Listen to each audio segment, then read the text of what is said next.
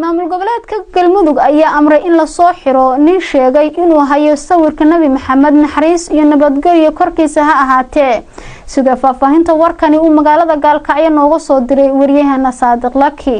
shir jaraa'id ay si wada jir ugu qabteen gudaha magaalada Cadaado wasiirada waqaaftii arrimaha diinta galmudug iyo sidoo kale amniga waxay kaga hadleen nin sida ay sheegeen ku sugan gudaha magaalada Gaalkacyo ee gobolka Mudug sheegayna inuu hayo sawirka nabigeena Maxamed naxariista nabadgelyo korkiisa ahaatee Sheekh Mursal Cabdiraxmaan Maxamed wasiirka waqaaftii arrimaha diinta galmudug oo ugu horeyntii suxufiyiinta la hadlay waxa uu sheegay in arrintaasi ay tahay mid gaf ku ah diinta islaamka maanta waxaan shirkan jaraa'id u qabanay annagoo ah dowlad goboleedka galmudug in aan ka hadalno arrin baraha bulshada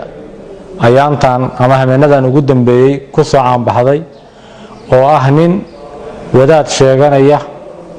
oo Gaalkacyo ka hadlay oo sheegay Gaalkacyo jooga oo sheegay in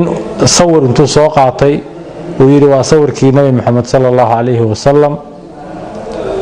arrintaas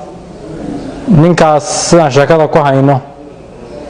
sida xadiiska rasuulku waa wuxuu ahaa qof baa akhir zamaanka soo bixi doona qofkaasi wuxuu dhihi doonaa quraankan akhrinayaa markaasaan waxay raaca waayahaya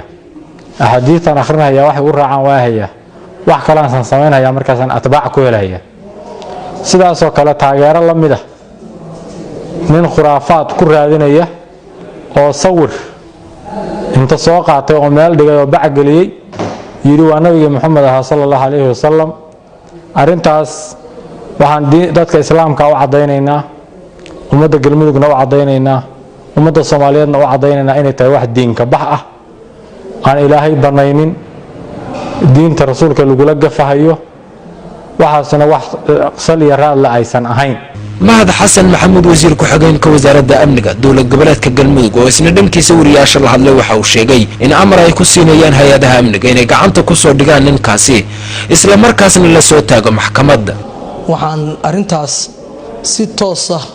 iyo si hoosaba u faraynaa laamaha amniga galmudug inay qabtaan ninkaas anu hadda dhihi maayo waa culimo waa shaydaan baan leeyahay maxaa yeelay qof culimo ah ilaahay yaqaanay rasuulkiisa waxaas kuma hadleen mana u soo bandhigeen qof iimaan leh waa qof aan iimaan lahayn in wax laga qabto baan degdeg ku faraynaa laamaha amniga taliyaasha ciidamada kuwa booliska kuwa nabad sugidda si degdeg in lagu qabto shakhsigaas